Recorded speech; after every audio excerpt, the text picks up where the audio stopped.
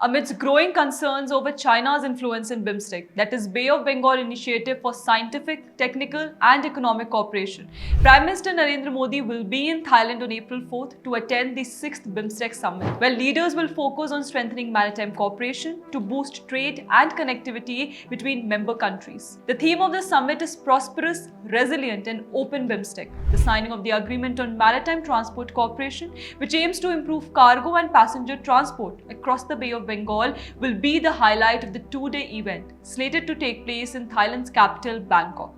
The key feature of the summit will be the unveiling of the Bangkok Vision 2030 document. Food security, climate change, disaster management, connectivity and agriculture will be some of the key areas that will find mention in the document. Significantly, China for long has been making efforts to get complete control over BIMSTEC, and the reason behind China even wanting to change its name as CIMSTEC. China has been making constant efforts trying to make member countries like Bangladesh, Sri Lanka, Myanmar, Bhutan and Nepal veer towards it. But India's role in shaping BIMSTEC's direction has been unparalleled. India has been making lead efforts in security, particularly in combating terrorism, transnational crime and violent extremism. To further strengthen regional partnerships, several memorandum of understanding will be signed between BIMSTEC and international organizations like the Indian Ocean Rim Association and the United Nations Office on Drugs and Crime. BIMSTEC comprises 7 nations lying in the adjacent areas of the Bay of Bengal, that is India, Bangladesh, Bhutan, Nepal,